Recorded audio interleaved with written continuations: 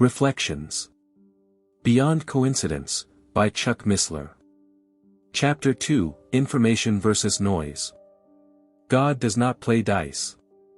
We generally recognize the difference between order and disorder. A code is ordered.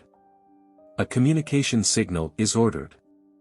They are both meant to be recognized, interpreted, and understood because their very purpose is to transfer information. Language is in order. Music is ordered. As language is garbled or music becomes chaotic, the result is noise. The transfer of information has ceased and cacophony has taken its place. Noise is tantamount to unpredictability and uncertainty. In fact, all the uncertainties introduced by imperfections of instruments and observers into every physical measurement, whether it is acoustic, optical, electrical, thermal, or mechanical, are called noise. In science, separating real information from noise is crucial. A mining company wants to know the cadmium, lead, and arsenic concentration in the rock before digging because they don't want these toxins to leach into local rivers. They send rock samples to a local lab for testing with sensitive instruments. One instrument has a high cadmium background noise.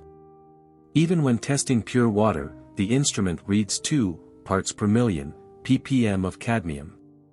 The lab knows. They've tested the instrument and know they must account for background noise before reporting the rock's cadmium concentration. Each run tests pure water. When their instrument reads 15 ppm of cadmium in a sample, they subtract the background noise to report 13 ppm. In science, noise is the opposite of true information. Noise is disordered and chaotic. In Greek, the word chaos means disordered or void, and the word cosmos means order or arrangement. Noise exists everywhere, and it can cause confusion. It requires purposeful energy to make and keep things ordered to create true information and separate it from the noise. An engineer trying to design a communication system has the job of improving the signal-to-noise ratio. The engineer wants to get as much signal and as little noise as possible so that information can be communicated clearly with little confusion. Anybody who has used walkie-talkies knows the difficulty of trying to understand somebody when the words are drowned out by hissing and garbling sounds. The same principle applies to anything we try to accomplish. We have to put in an effort to make things orderly. The second law of thermodynamics states that the randomness of a system's entropy will always increase in a closed system.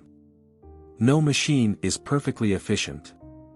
The directed energy used to make the machine work gets randomized, and energy melts away into the universe, making it useless for any useful purpose. We spent the weekend cleaning up the garage. How long does it stay that way? The kitchen. The hall closet. We spend purposeful thought energy making order, but randomness takes over. Predictions are made using deterministic and stochastic models. Known parameters and initial conditions predict the outcome of deterministic models. 3 plus 2 is equal to 5, or we'll make $35 selling 7 $5 shirts. Stochastic models include random variables. Because of a random variable, we may know the parameters and initial conditions. We can set bounds for that variable and know our results will fall within a range, but we don't know which one. We know how many people will enter a room, their ages and incomes, but not their heights. We only know they're likely between 4 feet 7 inches and 6 feet 11 inches, so we make predictions based on that range. However efficient our technologies become, they are always present, sometimes subtly, sometimes overwhelmingly, but always impinging on our ability to communicate. Thus, pseudorandom numbers. It's surprising, but scientists sometimes need truly random numbers. Rand published 1 million random digits with 100,000 normal deviates in 1955. The average layman would laugh at this book of random numbers.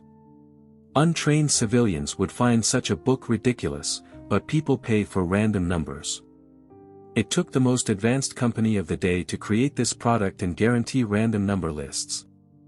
Rand had access to the most powerful computers of the day, and the authors had to ensure that these numbers had no symmetry, predictability, or pattern. They washed the numbers to remove any design evidence. It helped scientists and labs that needed random numbers. Even now, giving a truly random number is one of the hardest things a computer can do. It turns out that no matter how numbers are made, they aren't really random.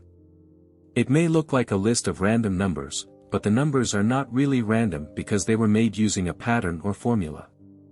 But completely random numbers are useful for experiments in some fields of study, so the Rand Corporation's book was a serious tool for serious scientists at the time. Ironically, the defining characteristic of a collection of random numbers is the total absence of design. We live in a culture that contributes design to randomness, and we have no clue what true randomness looks like. It's astonishing to realize that we live in a culture that has ruled out the concept of design and gives randomness credit for every fine-tuned machine in nature. The human brain functions as a result of one of the most elegant designs on Earth, and we attribute that design and all other organic designs to nothingness, the absence of two unsystematic bouncing of atoms. I want you to understand the absurdity. Intellectuals are career-bound in an environment in which they jeopardize their careers if they speak of intelligent design in the order of nature. There are pleasantly refreshing exceptions. People like Stephen Meyer of the Discovery Institute and his colleagues, Philip Johnson, William Dembski, and Michael Bataillers, mathematicians and biochemists, recognize the implicit design in the natural world. Whether or not they are Christians, they have championed the view that intelligence always lies behind anything designed. That is when we find clever engineering in nature. It is a fingerprint of somebody's intelligence. Forensic scientists have long recognized the clues that separate a murder from an accidental death. If a man is found with a knife tip lodged in his rib, it's reasonable to suggest foul play. Any casual viewer of a crime investigation show knows that DNA and particulates and bone chips can lead to the specific perpetrator of a crime, let alone the fact that human purpose was involved. If a man is found with 10 knife wounds in his back, it's safe to say somebody else was involved. The scripture talks about chance in a very strange way. The lot is cast into the lap, but the whole disposing thereof is of the Lord, Proverbs 16 verse 33. In other words, in a world where everything creative is attributed to hit and miss, true randomness might not exist after all. For the opposite of meaningful information is random information.